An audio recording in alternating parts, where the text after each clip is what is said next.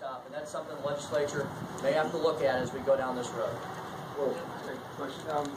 Who's representing the state in the lawsuit that you have filed on behalf of Mr. Griffin? In Stoddard County currently, John Molenkamp is the attorney of record for the department. John Molenkamp was the deputy director since Brian Long's resignation. He is now the director. He's actually technically a party to the lawsuit. So I don't know who represents the Department of Revenue right now. And previously, when John Molenkamp represented them, he was named as a special assistant attorney general. It wasn't done under the auspice of the office of the attorney general, but he was named as a special assistant. In order to represent any state department, the person has to be an assistant attorney general to represent that department in litigation, and he was named as a special assistant. Mr. Speaker, do you view that as a conflict of interest if he's representing the Department of Revenue in this case? I do have some concerns about that. You know, unfortunately, we really don't know what the Attorney General thinks about any of this. Because we're now, I believe, into our second, probably going on third month of this issue being at the fore of Missourians' minds. And I don't have any secret pipeline to the Attorney General. I don't know any more where he's at on this than any of you. And when he was asked a direct question, as I mentioned, this past weekend in Southwest Missouri, he flat out declined to comment. And as one of the leaders of our state, I think he needs to have a comment at this point in time. Do you view the fact that he authorized a special assistant attorney general in this case, views that he agrees with the track that the governor brought? You know, I don't have any information to the contrary. And until he makes a statement, I think we're all left wondering where the Attorney General is. If no one gives you the information you're looking for, are you entertaining holding them in contempt of the House? You know, again, Scott, I think all options have to be on the table at this point in time until we discover all the facts. And that's the problem with the situation. It's been extremely fluid. It has been ever-changing. Unfortunately, more and more negative information keeps coming up every week. And by negative, I mean against the interests of Missourians. And that's why I think we're going to reserve judgment as to the scope and extent of what the House and the Senate are willing to do until we have all the facts before us. But, you know, the executive branch so far has failed to show leadership, has failed to show accountability, and has failed to show transparency on this matter from beginning to now. What about cities and political subdivisions that want private and personal information? Are they going to be forced to change their laws? You know, that's a great question, and I'm glad you asked it. And before I forget something else, I do want to point out one of my former colleagues, Mary Caston, is here in the audience. Raise your hand. And I've seen a lot of people supporting my very good friend Jason Smith, our pro tem, who I believe will be the next congressman from this area. That's just my opinion.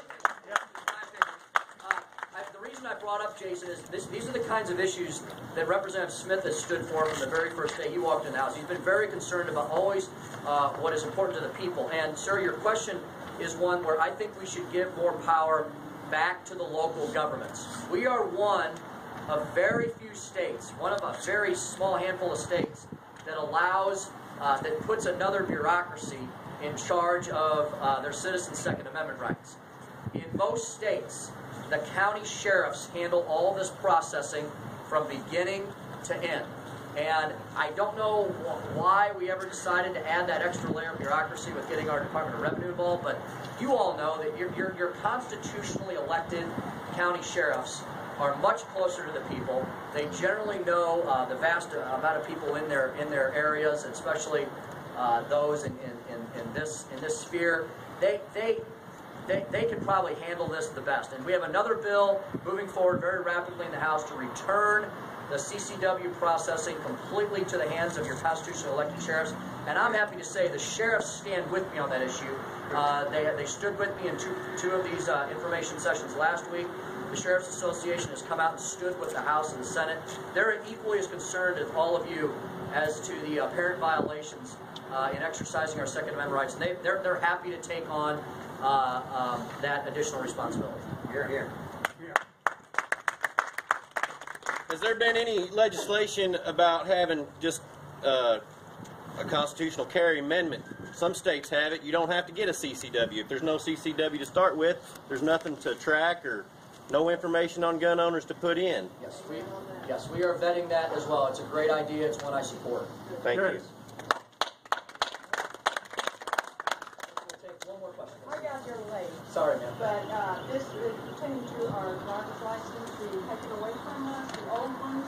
Yes. Is there an answer to that? Because I never did get an answer. Well, we might have to start. As far as yes, there is no answer to that yet. As Mr. Oliver was pointing out earlier, the governor's proclamation last week is barely a quarter of the story, and only affects one little part of what the Department of Revenue is implementing. The legislature has a solution moving through its system, and we hope to put that on the governor's desk, and perhaps then he'll weigh in on this issue in toast. Okay, I was told that, well, they put them in a box, and they showed me the box, and that did not answer my question, why they were taking our old license away. Okay, and then the next time I renewed my license, well, we're punching a hole in it. I said, you know, that's my personal information, and I think I'm entitled to have that back. Well, we're punching a hole in it. Well, that wasn't very satisfactory to me. I said, what you need to do is get you a shredder and shred that right in front of us. They said, we can't afford it. Your point's very valid in that the whys of all of this is the great unanswered question as to why this was being done in the first place, to what purpose and what end. I'm going to guarantee you that Mr. Oliver, through his excellent advocacy on behalf of a citizen of southeastern Missouri, and your House and Senate, which is controlled by a group of a majority of common sense conservative folks who just want government to do its constitutional duties, we're going to continue to get to the bottom of this. We'll continue to bring the answers to the questions I know all of you are asking. And I ask all of you to help me in asking our governor and our Attorney General, Chris Koster. They need to be as bold as we have in protecting Missouri values, protecting our rights. All of our rights are equal, whether they're the Second Amendment, the First Amendment, or any of the others. I want to thank you all for coming here today. We appreciate it.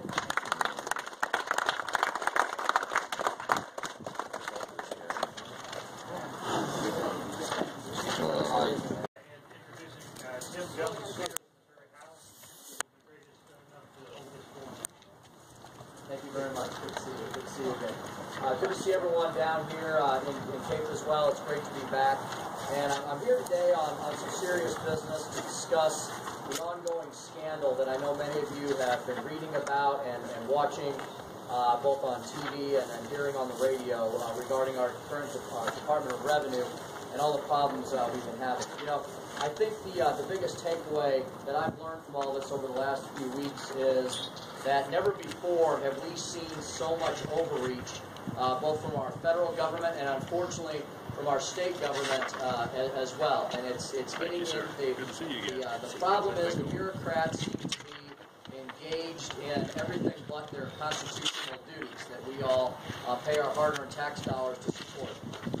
Our job in the Missouri House and the Missouri Senate is to defend the Constitution and Missouri law, and that is the oath that we all take when we're sworn into office. And when any of those laws are alleged to be broken, and when the facts are such as they have been shown over the last several weeks and months, I and the rest of the General Assembly have a duty to call for answers, accountability, and transparency from your state government. As a former prosecuting attorney, I could see that there is something definitely wrong here in your Department of Revenue and in the current Nixon administration. The officials from the governor's office have continually and consistently misled both the General Assembly and, more importantly, all of you, the people in the state of Missouri, over the last several weeks and months.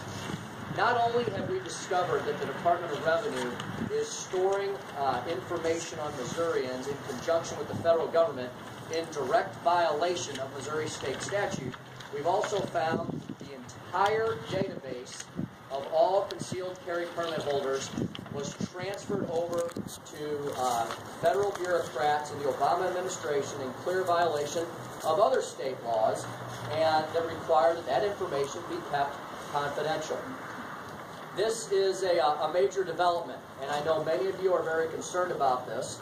We believe in following the laws, and no one should be above the law, whether you're a public servant, a public official, or yes, even a bureaucrat working in the governor's administration. And when any of those folks break the law, the ones who are tasked with upholding it every single day, it dramatically erodes the public's confidence in state government. As a result, both myself and other leaders in the House and Senate have been consistently calling on the governor to take action, and we've been consistently and continually calling on Attorney General Chris Coster for several weeks now to set up an independent investigation to investigate the extent of this situation. There is absolute precedent for this. When the governor was Attorney General, he set up an independent investigation of his own to investigate alleged violations of the law involving email retention. I think that this issue rises far above and beyond that. We are talking about the private, confidential information of Missouri citizens, and we're talking about the private, confidential information of law-abiding Missourians who are trying to do nothing more than exercise their Second Amendment rights. Amen. Thank you very much. Attorney General Coster should do the same thing that his predecessor, Attorney General Nixon, did to protect the people of Missouri from further violations of their rights and hold those responsible accountable for their actions. We here in the state of Missouri have been very clear since 2009, when your elected representatives had a choice of whether or not to comply with the Federal Real ID Act. We chose not to. We sent a very clear message through legislation to Governor Nixon's desk. Attorney General, then Senator Chris Coster, supported that law, and Governor Nixon signed it, and it is the current law of the land that Missouri has decided to opt out of federal Real ID. Unfortunately, due to continued federal overreach, where in the federal government they seem to be involved in everything but their constitutional duties, failing to pass a balanced budget, passing one of the largest, most overreaching pieces of legislation, talk about getting in your bedroom, getting into your health care, and continuing to try and set up an illegal, unconstitutional federal registry of gun owners in this country, doing everything but those constitutional duties to stay out of all that business. How about passing a balanced budget? How about enforcing our borders? Yeah. How about protecting Missourians and Americans from terrorism, both domestic and abroad? These are the things the federal government should be doing, not forcing Missouri to set up an unlawful federal Real ID database and not doing massive profiling on Missourians who are simply trying to exercise their Second Amendment rights. Yes.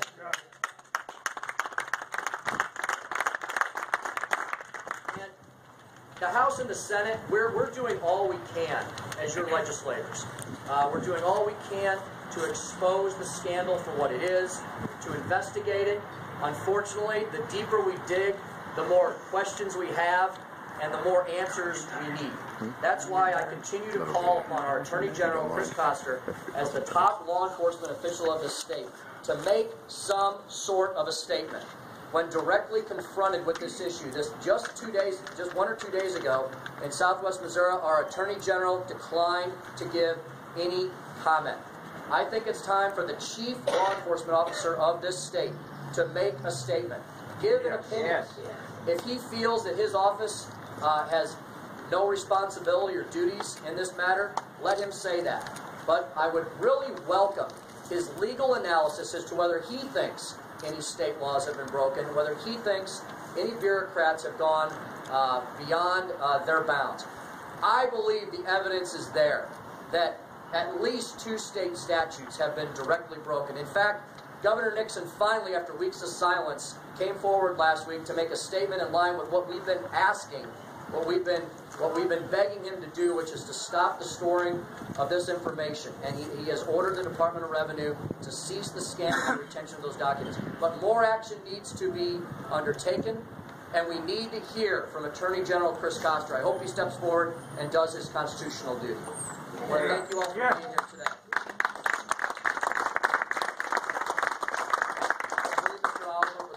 Also make a statement, and we have some additional information to share with you. Well, thank you for being here today. After months of evasive answers from departmental officials and bureaucrats at the Department of Revenue, we believe that it's time for real answers and time that people are stood up and be counted for the actions that they have taken. Today, the Cole County Sheriff will be serving a subpoena on Governor Jay Nixon for his deposition. Excellent. All right.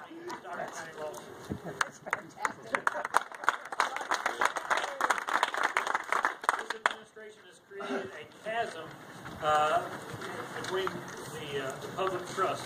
The public trust has been eroded by continuing failure to provide answers. It's time that Governor Jay Nixon stands up, tells us what he knew and when he knew it, and finally put an end to this. It's time that men stand up, be counted, and tell what you know, when you knew it, and how that was divulged.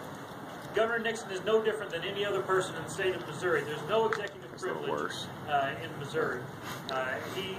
What he knows is evidence in this case.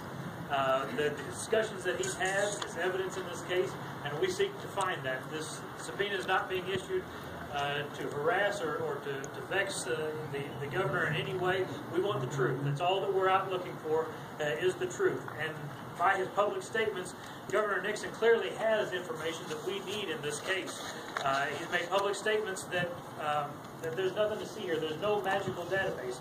Well, governors generally don't make public statements of that nature and of that certain in terms without having done some discussions. If he didn't have specific knowledge beforehand, he definitely had afterwards. And so we're looking to know what he knew, the discussions that he had with departmental officials, and also what did he know beforehand? What did the governor authorize on this? And it's time that the truth came out. It's time that the governor quit hiding behind a cloak of secrecy and quit dismissing this as a kerfuffle. This is serious business. It's the Second Amendment rights and the privacy rights of every Missouri individual and every person just that's in the same class and situation as my client Eric Griffin in Stoddard County, who simply just wants to exercise their statutory rights and Second Amendment rights. And so this isn't a kerfuffle. This isn't a minor deal.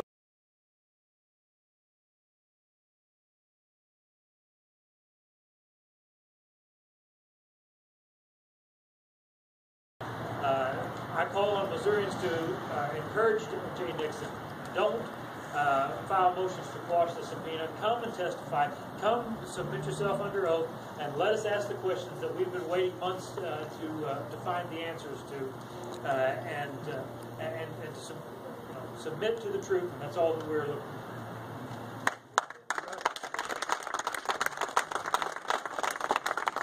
What about those of us who've already had our information scanned and it's already gone off to La land? Is there any chance of getting that? Yes. And what Mr. Oliver made an excellent point in that all this is about, folks, and I think that's why you're all here today, and that's why so many crowds have shown up wherever I've traveled across the state. This is simply a search for truth, and it's a search for solutions. Many of you want solutions to these problems now. This started with a citizen. This started with Mr. Griffin down in here in southeast Missouri, down in Stoddard County. And so many citizens, hundreds if not thousands of you, have now come to us and said, what can we do? Well, your Missouri House and Missouri Senate have moved rapidly. There are about 4 to 5 pieces of legislation in each chamber. One of those pieces of legislation was to ask the Department of Revenue to stop scanning the documents. Well, we got that accomplished with an executive demand from Governor Nixon last week. Before that bill even got through both chambers. So he's obviously listening. We're going to continue pushing for more of the solutions like you want, getting that information back. We don't yet know the full extent of where it has been dispersed to. It seems every week there's another breaking news flash. And last week we heard about the ATF's involvement. We're very concerned that this is simply a way that, and I'd like to hear from other states. I doubt Missouri is alone in this. I have a feeling that for those states that have stood up to the federal government like we have on Obamacare, on Real ID, on all these other massive federal overreaches, that this is simply a backdoor attempt by the Eric Holder Department of Justice to implement the National Gun Registry or the National Real ID card. And so I have a feeling we're going to have more evidence come forward rather than less. We'll continue to push for solutions in the Missouri House and Senate. Now, The black hat. You said that the documents are not being scanned anymore, but that's only concealed carry, right? All other documents are still going into a database somewhere with somebody's accessing to it. That's still in violation of implementing Real ID. Correct? The governor's solution that he put forth last week is just in semantic terms. It does nothing to stop or protect your personal information. All that the governor has done is stop scanning the qualification certification that comes from the sheriff. The CCW. The CCW permit that comes from the sheriff. That's the only thing they stopped scanning. Every other document. Just because he's not scanning it doesn't mean he's also not still putting you in a database as a concealed carry holder. That's correct. The governor's statement is just because they're not scanning a document doesn't mean he's not putting your name in there in a that's database. Correct. It's half-baked at best, and that's why Representative Todd Richardson, who's from this region, that's why his bill is one of the solutions on one of the issues. Representative Richardson's bill would seek to say no more scanning of any private information. Exactly. It should simply be the Department of Revenue has a duty to the taxpayer to do their job as in the current law. And if they have any confusion about what the current law is, they should come to the legislature and speak to the Joint Committee on Administrative Rules, which is what they should have done at the first go-around when they had any doubt about how to implement any new requirement from the federal government. Again, it's a failure of bureaucrats to work with and communicate with the elected public servants. I would add one thing. The governor's solution is very indicative of what their real goals are here. Real ID requires that certain documents are scanned. Of all the documents that are being scanned, the one document the Real ID doesn't require to be scanned is the certificate of qualification that comes from the sheriff. So the governor's solution is let's stop scanning the one document the Real ID doesn't require us to scan. So if that's any indication of what their real motive and real goal is here, it's just further evidence. these people that gave up our info, are they still working for the Missouri State? They never did. I thought it was Department of Revenue that gave this up. Last week, in the midst of all of this, and another, I think, identification, admission, perhaps, implicit admission from the administration, was that the current Director of Revenue resigned. Now, I think that poor fellow was simply taking a fall because he'd only been on the job for a month and a half.